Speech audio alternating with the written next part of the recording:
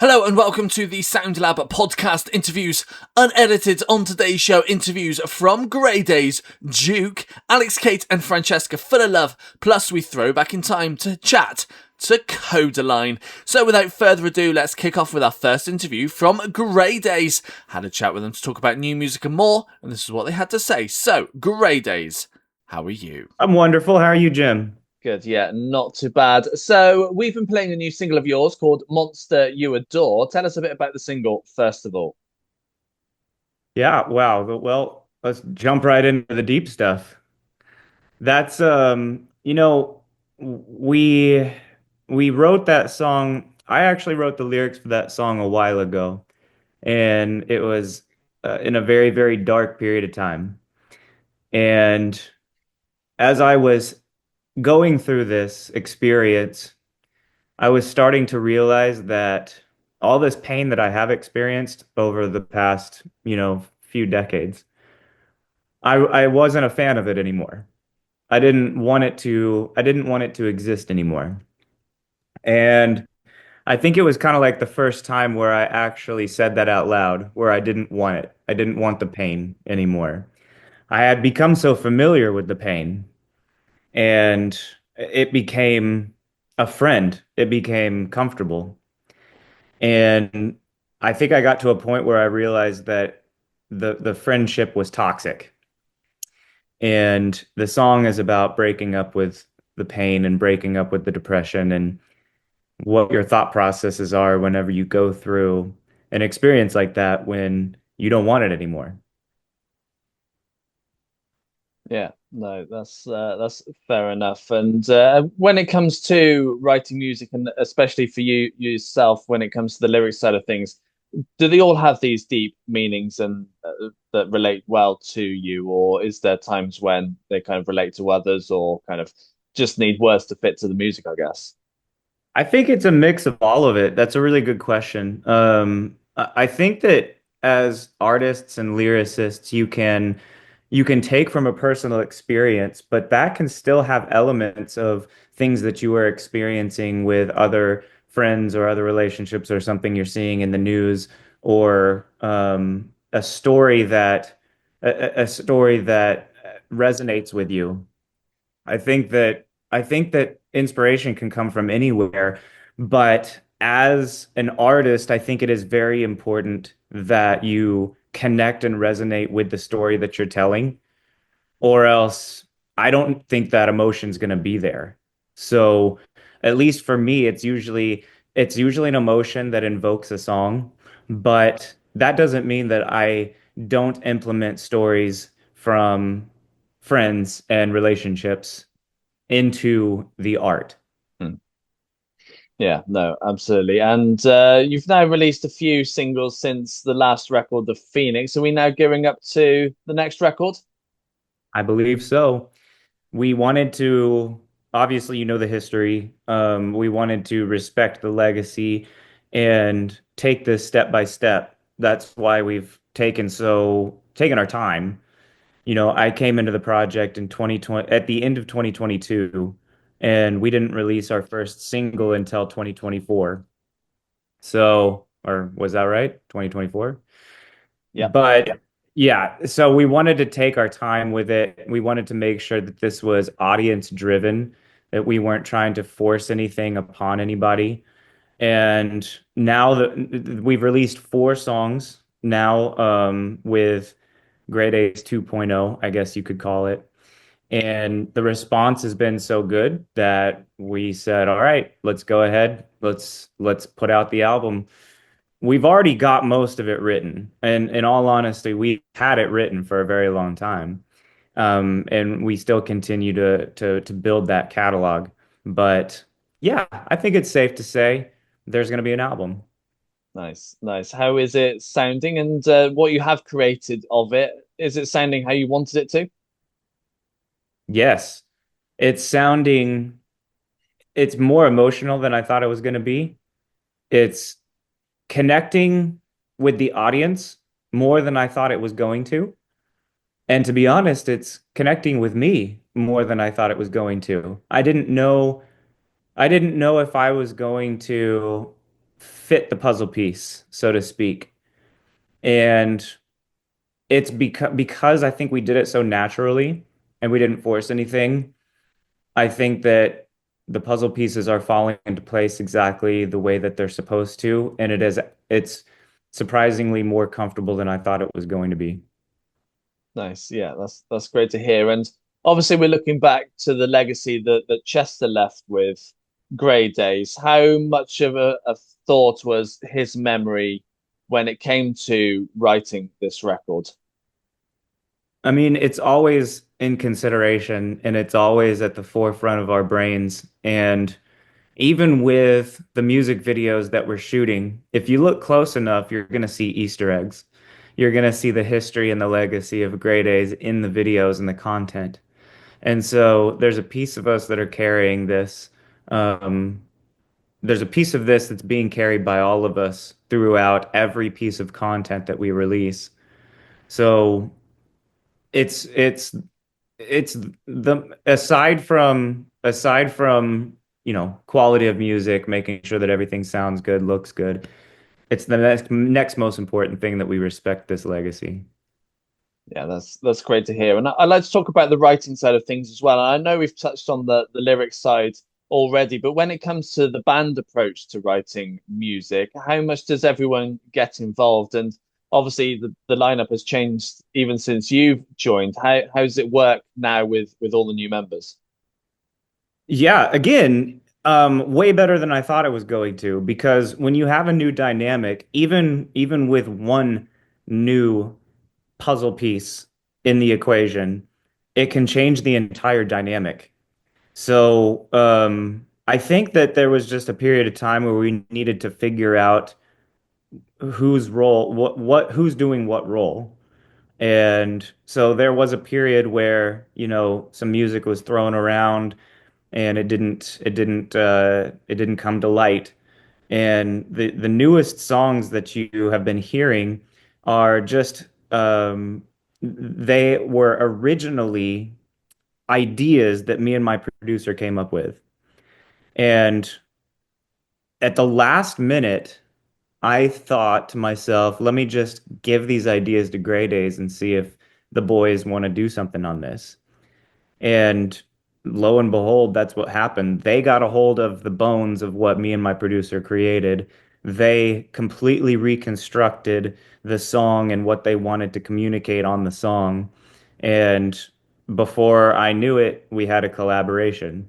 So it's really kind of special how this all came together. But the bones of it had been around, it'd been sitting in my on my hard drive for a while. Yeah, nice. That's yeah, cool. And you've got some shows coming up. You're heading here to the UK in March. I bet you can't wait to be doing some more shows. Let me tell you something about UK. Our first time through UK was one of my favorite tours I have ever done. I cannot, like, the United States is cool. It's cool, don't get me wrong. But people in the United States do not care about live music the way that people in the UK care about live music. And the story, especially the story behind this music. So I was blown away by the response that we received in the UK last time. And I made a lot of connections and built a lot of new relationships with fans of Grey Days that were just seeing Grey Days for the first time. And I'm very excited to return and see my friends and make new friends in the UK. Yeah, that's great to hear. And obviously, with those dates in March, I'm sure you'll be having a busy year and doing some shows. Where else are you playing this year? Looks like we're going to Spain. Looks like we're doing a show in Paris. We're going to go back to the Netherlands where we have a lot of, we kind of, our anchor was the Netherlands. It was Amsterdam when we first decided to go overseas. And so we're returning back to uh, Hengelo in the Netherlands, which is just outside of Amsterdam. And man, who knows? There's a lot of things that are being tossed around in the email threads of what we're going to do in 2026, but nothing solidified outside of the only thing that I care about right now is releasing the new music, connecting with the audience here, and seeing everybody in Europe and the UK. That's what I'm excited about. Yeah, that's great to hear. And we're also getting quite close to festival season as well. Do you think it's going to be a busy festival season for you? I think we're gonna see some festivals this year in the United States and in Europe. I think it's gonna happen. We shall announce when it's solidified, but I think it's gonna happen. Yeah, nice, nice. And what's the plan kind of for the foreseeable? Obviously, with the album and touring going to be happening, what's kind of the thought process for beyond that? Again, this whole project has been fan driven, audience driven. If fans wanted us to stop tomorrow, we'd stop tomorrow. If fans want it to keep going, if they want to hear the album, if they want to hear new music, if they want to see us live, we will keep going. And so I and we are completely at the mercy of what people want. But what I see is an audience that I am having a lot of fun connecting with and hearing a lot of stories of people that listened to Grey Daze in the 90s and getting an opportunity to see Grey Daze live here in 2025, 2026. So what it looks like is it looks like we're going to keep releasing music, a new album, and making new friends and seeing my old friends in the UK. And I hope you enjoyed the interview there with Grey Daze to talk about their new music releases. Now, we are all over social media at The Sound Lab, yes, on all the socials. You can also check out the website, thesoundlabuk.co.uk. So while you go and find us on all the socials and give us some follows, we've got our next interview from JUKE. He's just released a brand new EP and a load of new music too, and we had a chat with him all about it. So JUKE, how are you? Hello, I'm good, thank you. How are you doing? Good, yeah, not too bad. Thanks so much. So we've been playing a single of yours called Get in the Car. Tell us a bit about the single, first of all. Get in the Car is the most up-tempo, fun, and poppy track from my new EP, Something Like an Angel. Um, it's a little bit nostalgic but modern, um, with some belting, and it's very bouncy. Yeah. Good, good. And you mentioned that is off your new EP, Something Like an Angel, which is out now. But for those who've not had a chance to take a listen yet, tell us a bit about the release. That was a year in the making, just come out. I worked with this great producer called Saran from Montreal, and the connecting themes there sonically would be it's like a nostalgic sound, but trying to polish it a little bit more modern. Um, Thematically, we're dealing with it's quite human. It jumps between like connection, wanting connection, also pushing people away. It's a little bit at points supernatural. Um, and there's a little bit of a narrative, even though it's a four-track thing. Yeah. Yeah, good. And the sound that you've made with the release, was it the sound you wanted, or is it kind of how it turned out as you were writing and recording it? It actually was a sound I wanted that I didn't think I could achieve. So that's another shout out to that producer because I gave him like a big reference sheet and there was some older songs in there. We had a little bit of like Chris Isaac and stuff like that, which I wasn't really expecting to pull off. But the guy was a wizard. He played all the instruments. We had like nice analog gear in the studio. It was a level up. It's changed the way I make music now. It's kind of like a turning point in my creative process. So yeah, I didn't really know what to expect because we tried to not think about the end of the song while we were making the songs, but it turned out pretty good. So I'm relieved there. Yeah, good. And the way you've decided to go about this EP, do you think you'll go about it in the same way going forward in the future, or do you think there's other methods that you might try to see if they work for you? Well, I've I've learned a lot from the creation of this EP, and going forward, my whole process is different. And for example, the way I write now is, for the most part, I'll write a complete song with just on the guitar without committing anything to anything but a voice memo on my phone.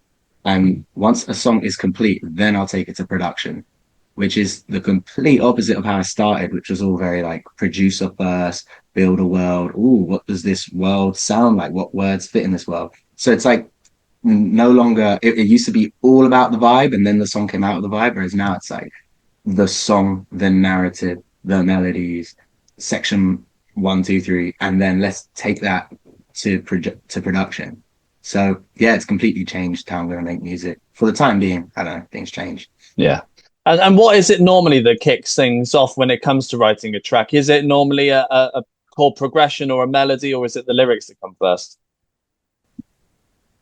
I like to feel like there's no um, set way, but at least recently around this project, it would be lay down some chords, melody first, and just wait until something feels like it.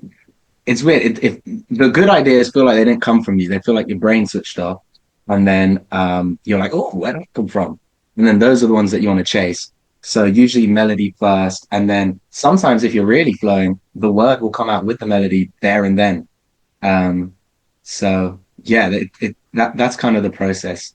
Generally, melody first, and then lyrics around the melody, and then production ideas. I try to suppress my production ideas while I'm writing the song because I'm like, no, no, no, let the song finish. We'll deal with that later. I don't want to start thinking, oh, let's make it like a this person's song, and then you change the lyrics because of that. I feel like the song is already existing, and you got to find it rather than make it. Yeah. Yeah. Yeah. And once you've got the chord progression, the melody sorted, how easy do you find it to add those lyrics into what you've already created? Oh, it varies. I mean, usually if it jumps out quickly, it's a good thing. But I'm sometimes I'll have to sit with something for a while and then I'll find something really good. But generally, if you're sitting on something for too long, the chances of something good coming out kind of decrease. So it really varies. Um, I feel like to make music that's going to be good, you have to be enjoying yourself. So you need like the right amount of dopamine doing its thing and just capture that moment there. I've made so many songs where I went to go to bed because I started too late, and then the next day it's like, oh my God, how am I gonna pick this up? You got to do it all in one. Uh, yeah. Mm. Yeah, no, absolutely. And now that the EP is out, you'll be itching, I guess, to get onto the road and doing some shows, which you've got some booked in for March. I bet you can't wait to be doing those. Yep. I did a headline last year at the Grace Islington and sold it out. So before that headline, I was terrified. But now I've done that. It was comforting. I've seen a lot of the faces, and I'm sure will be the same faces at my upcoming shows. And now it's just I don't know. I want to see how fun I what I can get away with, you know? Like I feel like the idea of what an artist or what a star is different now. It's so much more casual because social media. So what if I just went on stage and just like goofed around like they were my friends? I'm kind of toying with ideas of how I'm going to do this show. Yeah, I'm looking forward to it. Yeah, I can well imagine. And is this the start of more dates to be announced? Um, we're talking about these things, but there's nothing I can really confirm. Right now, we've got the something like a tour. Um, and beyond that, I guess we'll just have to wait and see. I'm still working on music and, you know, this new project, I've got a lot of, you know how it is, social media promo to do. See what sticks, which part of the song, which visual representation of the song and which song, and just take it from there because all these things inform each other, you know. Yeah, So, no, yeah. yeah, for sure. And obviously, we're close to coming up towards festival season as well. How's your festival season looking at the moment? Do you think you'll be busy? You know, all I can do is hope. All I can do is hope. We'll see where we'll see. I did last summer I did a big festival in Athens and it's the same as the show. Like now that I've done it once, I just think, oh my God, I need to do that again. Whereas before I was kind of terrified. So yeah, I hope we manifest as my generation say all the time. Yeah, no, for sure. And you touched on social media as well, and you've got some quite good social media numbers and followers. How important is social media to you and to music as well? Social media is just uh it's not just musicians. Like if you own a restaurant in Soho and the building next to you has a huge line outside it and you're thinking, why? My food's just as good. The answer is probably that they went viral. So it's like it's not even a musician thing, it's just the world now. But music is really affected by it. And yeah, I have a love-hate relationship with social media, and there is genuinely love a lot of the time because it can be really rewarding. Um, I try not to get stuck in the whole like, oh, I'm an artist, not a content creator. I don't want to do this.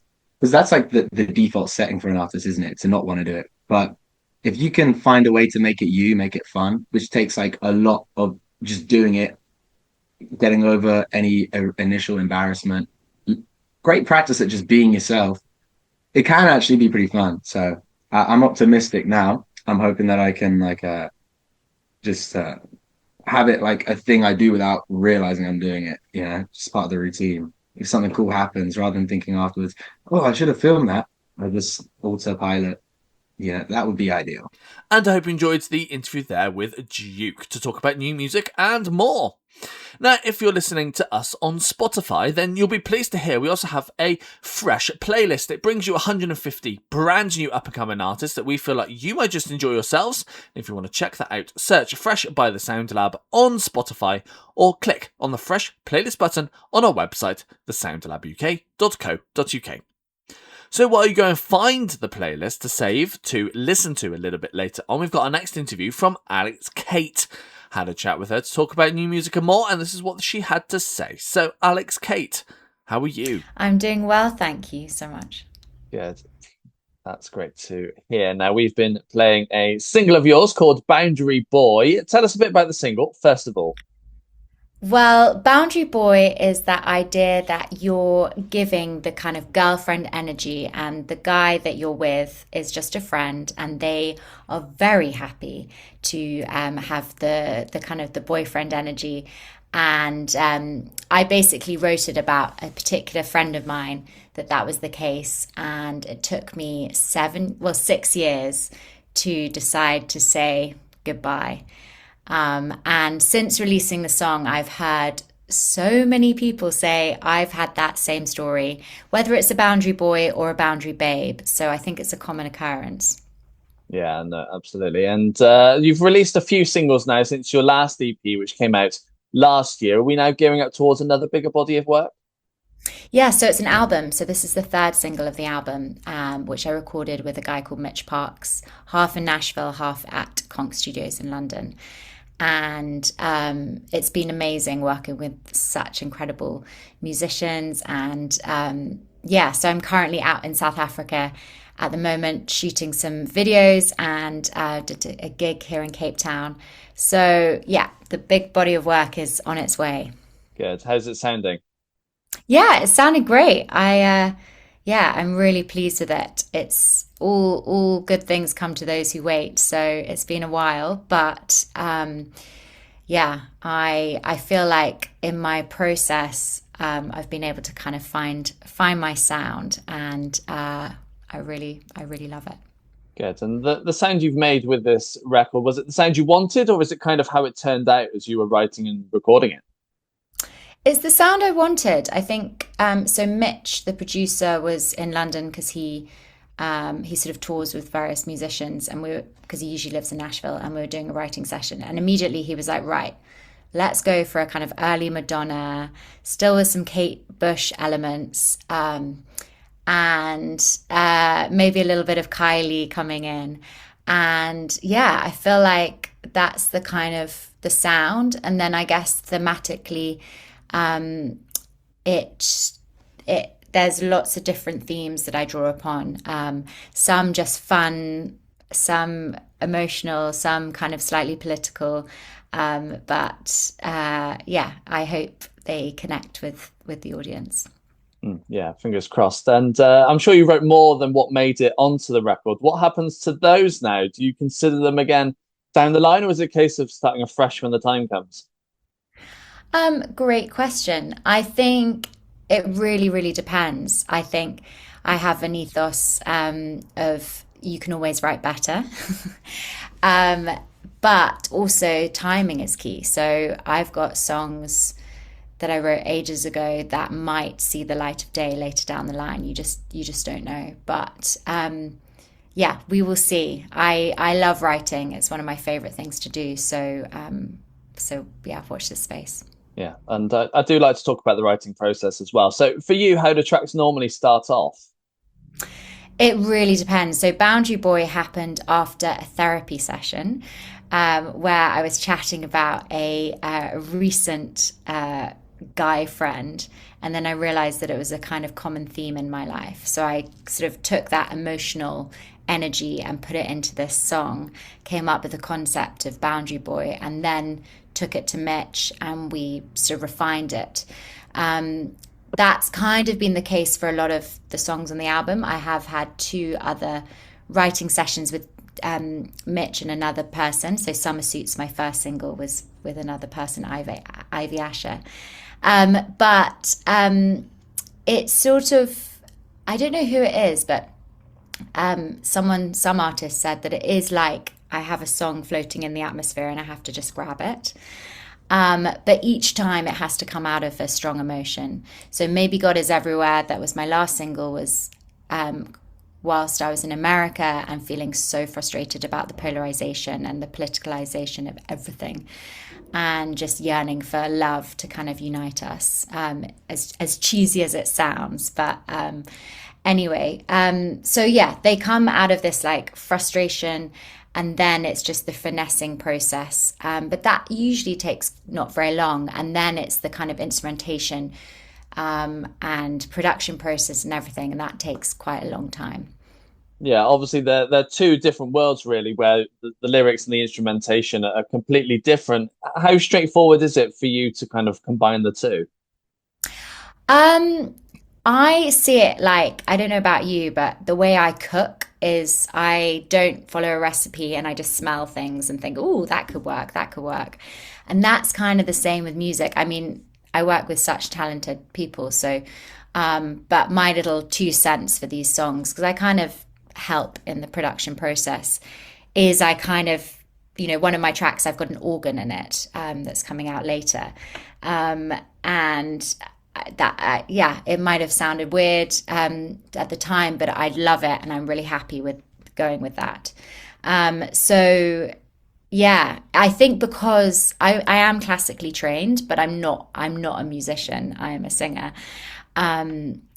I think it gives me the opportunity to be a little bit out there with my suggestions, which is great fun. Is there anything really out there that you want to kind of squeeze into a track at some point in the future? I don't know, but I kind of, what's great because I'm a totally independent artist is I have full reign of what I want to do. So my last EP, I did a collaboration with a rapper, which which was really fun. And this guy Moby One is just super talented, and maybe it was a bit out there for my listeners, but I was like, let's do it. And then I threw in orchestral instrumentation and sort of a lot of drums, and then when the rapper did the collaboration, we put some trap drums in as well. And listening to my voice, you wouldn't assume that that's kind of my way, but I just enjoy playing and seeing what could sound good. Yeah, good. And you kind of came to a little bit more prominence by making the Glastonbury Emerging Talent long list. What was it like for you to end up on a list like that? Oh, it was great. It was great. Yeah, it's just nice because I other artists I imagine feel the same way. Sometimes it's like I feel like I'm hitting my head against a brick wall, but I think that was just a lovely little like, okay, you make good music. But at the same time, I sort of decided I got really unwell maybe a year and a half ago, And I decided not to care anymore and just enjoy making music. And if no one listens to it, that's fine. But I can sit back and relax and enjoy. But what's lovely is when I do get those DMs from people saying that things, it meant a lot to them or whatever. So we will see, but I'm enjoying the ride, and whether I'm accepted by the industry, who cares? I'm just enjoying it. Good. Yeah, that's probably the priority really in life. But you mentioned earlier that you did a show the other day in Cape Town, but there's no more gigs booked in on your webpage at the moment. What's your plan this year for some shows? At the moment, yeah, there are a few in the works, some support slots and stuff, but until it's all finalized, I can't say. But yeah, I love performing live. It's one of my favorite things. So yeah, watch this space. Good. And we're quite quickly coming towards festival season as well. Do you think you're going to have a busy festival summer? I hope so. We will see. We will see.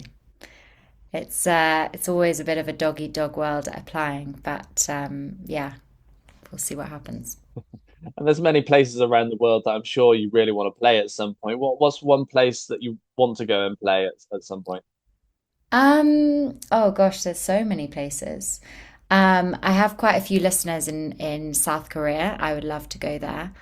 And yeah, it feels like lots of different countries around the world. I look at my kind of listens and um, yeah, but I think Asia would be really fascinating. Southeast Asia, I would love that. Whether it's a small venue or not, but it would be really fun. And I hope you enjoyed the interview there with Alex Kate to talk about her new music, new single, and more. Now, if you are loving all of today's interviews, then you can hear them all again in an edited form on our international radio show. It brings you all of today's interviews in a shortened form alongside a load of new music and a live session too. And if you want to check that out, head to the website at thesoundlabuk.co.uk and click on our international radio shows button. So while you go and find it and save it for later on, we've got our final new interview, and it comes from Francesca Fullilove. You'll know her as an actress from the likes of Call the Midwife, and we had a chat with her all about getting into acting and more. So Francesca Fullilove, how are you? Good, thank you. You okay? Good, yeah, not too bad. Thanks so much. So we're having a little chat all about you and all about your career, but people will know you mostly by being on the show Call the Midwife. Tell us a little bit about your time on the show so far. So I have loved doing it. They take me. I get to skip school, which is great. Then I go on set, and then sometimes I'll have to do some tutoring, but that's okay. If I'm in 3 times a week, I'll have to do some schoolwork there. But being on set is like the most fun part because I get to, I guess, go in all my different outfits. Oh, they're so cool. They actually get made. I've been in the warehouse. Yeah, I too have experienced TV and film sets and backgrounds, so I know exactly what you're on about, especially the Yeah. costume department. What is it about those costumes and the costume department that you love, and what is it that you love to wear as well? She said they're so funky, all of the costumes. I can remember my purple coat that I had in the winter. I remember my signature look was my hat, my scarf, which is quite itchy, but my purple coat, and then these really, really cute brown flared leggings, which I eventually grew out of. But yeah, Yeah, I'm sure you growing up is one thing that's gonna change about your costume. Sadly, they're gonna be passed yeah, on to others, which is always a good mhm, thing. But I'd like yeah. to find out how you got into doing this and how you got onto the show in the first place. Yeah, well, when I was probably about 3, since my mum was an actress, she she thought that I could be one too. She like she didn't want me to, but she also thought, you know what, I'd actually like if my daughter did it as well. So she got me into it. She thought I'd like it, and I loved it from ever since I was about 3, right until now.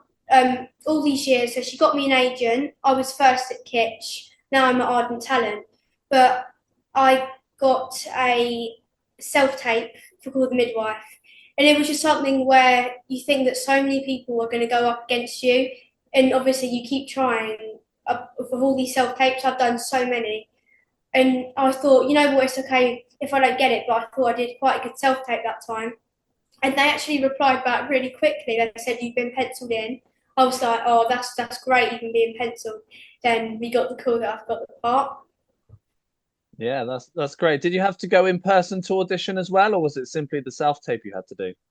It was just a self-tape actually, which obviously I reckon that it's more common to do a self-tape than in person, but it wasn't like that. What did you have to do for the self-tape?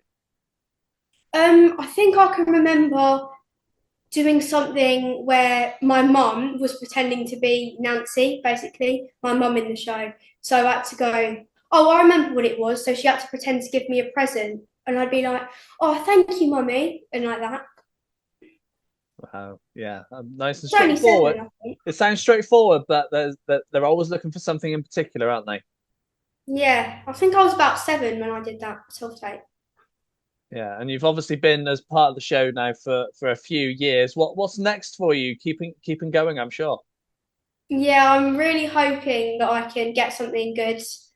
But there's nothing in the pipeline right now. But I keep getting auditions and self-tapes, which I keep trying hard on.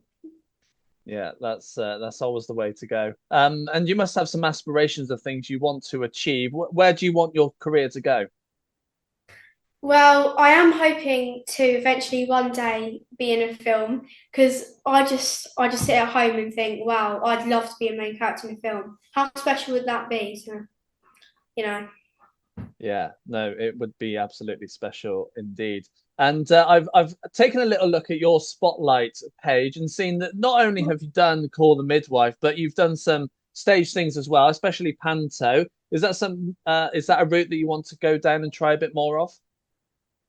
Maybe, but the thing is, I think I prefer doing TV show, like actually filming acting rather than theatre, only because I can't sing really. I could get lessons, but I'm better at acting than singing. Yeah, I think when it comes to stage, it's called the triple threat, isn't it? Where you have to dance as well. But you dance as well, I believe. I do dance. I do street and modern and my competition classes, which is like all genres. And I go to competitions in Claygate and compete. Hmm. And what got you into the dance side of things as well? That was again when I was very young, 3 again, which is like, I think the age I started all my hobbies. My mum just signed me up for Starstruck and I've been doing it ever since then. Yeah, no, sounds good to me. And obviously, you still go to school when you're not doing the acting. What do your friends and what do your teachers make of you doing all this? Well, they do think that it's quite special because, I mean, it isn't often that you meet somebody that's been in a program. So I am really grateful to be in or have been in one. It's so special. And I hope you enjoyed the interview there with Francesca Fullilove. And that is the end of our new interviews, but this is the part of the show where we like to throw back in time to interview some artists that we've done over the years. And we're going back just a few years to 2022 to chat to Kodaline. So, Kodaline from 2022, how are you? Very good, Jim. Thanks for having me. Good, yeah, and thanks for being on. Now, the reason we're having a chat is because you've got new music. I say new music, it's a new album, a live album on the way, but we've been playing your lead track, Brother, recently, so tell us a bit about that. Yeah, so it's something we've wanted to do for a really long time. You know, it's a live album, it's a live acoustic album, and acoustic has always been a really strong part of our band anyway. It's like since day one, we've always just kind of sat around with the guitar and the piano, and that's where the songs have started, and whenever we get a chance, we'll go and do it that way. So to be able to do a full actual show and now leading into a tour, it just felt right. You know, there's so many songs on it that we wouldn't have done if it wasn't an acoustic setting. You know, loads of the B-sides and things like that we just kind of almost forgot about. And it was wonderful to go back through, you know, without the lockdowns and everything like that, I don't think we would have gone back through our catalogue. But over the lockdown, we did a stream of every album, and that just kind of reinvigorated our love for these older songs. Yeah, absolutely. Now, you mentioned that it's always been something that you guys have always wanted to do, but what was the reason behind doing it? Why was it always on the cards as something you wanted to do? Well, I don't know if you've ever been to the Olympia Theatre in Dublin, but it's one of the most iconic venues in the world. It really is. There's magic in the walls. And originally we were meant to play a week there to launch our last record, which came out just before lockdown. But that was then impossible to line up again. We couldn't get a week for about 2 or 3 years in the future still. So that got moved to a big outdoor gig, all those tickets. And when 2 dates came up for us to do an acoustic tour, we just jumped at the opportunity. And we kind of always knew we were going to record those shows anyway. It was going to be something from the week. My philosophy is kind of always press record. You never know what you're going to get. And it just worked out so beautifully well. We recorded both nights, and there's just some magic in both of them. Yeah, absolutely. Now, you are taking this on tour, so across what's looking like October and November, you're heading out to Europe. I bet you can't wait to be playing, particularly live again. Yeah, it's been absolutely wonderful. Like just this past weekend, I'm sure you can still hear it in my voice. We're not used to being back on the road yet, but it's been so good to be back with the family. Like the crew is just that's everything for us. We've been with them for 10 years at this stage, and it's just been wonderful to get the band back together and get back out. And I think we're in Lytham Festival on the 30th of June, and then we're heading, as you said, all the way across Europe from October through November. Brings us nearly up to Christmas, and then we'll see where we end up in the new year. Yeah, no, absolutely. Now, obviously, a couple of years ago, the pandemic hit, and like you said, you released the record just before it kind of happened. So, at the very start of the lockdown situation, what was the conversation with you guys? Did you want to keep doing stuff, or did you kind of just think, hang on, can we just take some time with family? What was going through your heads at that time? So we had just, as you said, we were just releasing an album. So we had spent the last kind of 2 years, just the four of us in the studio together, going back to our roots and just trying to, be a band again and make the record ourselves. I actually produced it. And when it came to that release, it kind of fell flat, because for us, playing the songs live is when you kind of get to give them to everybody else. Whatever about the record coming out these days, it's very hard to kind of quantify, because there's no physical thing a lot of the time, especially this time. And it just felt strange to us that we never got to play those songs live. So literally this week is the first airing of some of those songs, and it's the first time we feel like we've got to share them properly. So we were very egged up. We wanted to go on the road just when we couldn't. But look, everyone went through the same thing. We did what we could. As I said, we went into live streams, and we just went through our back catalogue and just kept playing as much as we could, even when we were all in separate houses. So that was a technical achievement, I think.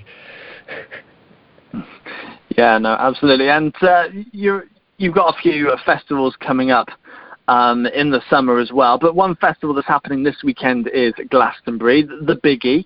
And you've played it a couple of times. So tell us about your experience of playing Glastonbury, and I'm sure you want to be back on there at some point as well.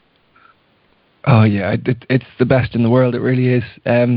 We've got from the strangest to the best experiences in the world have always happened at Glastonbury. Our very first time was playing the John Peel tent, and it was quite an experience. We all forgot our tents. We ended up sleeping in the doorway of our tour manager's tent, legs out and everything. So we weren't very prepared. And then the day the show came around, and we're all just side stage getting ready to go out there. And this is our second weekend using these in-ear monitors that everyone uses now. So we all had our little headphones in, and we all run out on stage, and we burst into the first song. And it feels like the crowd is booing and pointing at us and saying off. So we all kind of keep playing for about 30 seconds, and then the tour manager comes into our earphones and says, "It's not worth it, lads, get off." So what ensues is about 30 seconds of absolute panic, where two of us go either side of the stage, so we're all separated, we don't really know what's going on. And it just turns out the PA system wasn't turned on, and they were saying up, turn it up.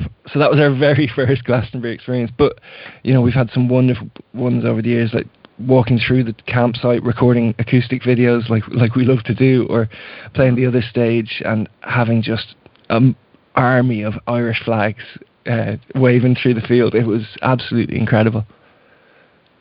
Yeah, great stuff. Amazing. And you've been a band now for what's going to be 10 years, if not slightly more now. Tell us, if there's a band kind of listening into this, they've just started up, what's that one thing that you would tell them to give them advice on that they might not know about? I haven't figured it out yet. Just enjoy it as much as you can. Like that's all we've tried to do, and it's worked out so far. You know, I think you really have to love it. It's a strange profession. It's brilliant, but it can be heartbreaking. It can really test you. But it's been a really wonderful journey, and I think if possible, try to have friends with you along the way. And I hope you enjoyed the interview there from Kodaline from 2022. And that's the end of another show. But don't worry, we will be back next week with another episode of Interviews Unedited. But if you can't wait until then, social media at The Sound Lab, yes, on all the socials. And you can also check out the website, thesoundlabuk.co.uk. And we will be back next week for another episode of Interviews Unedited. Goodbye.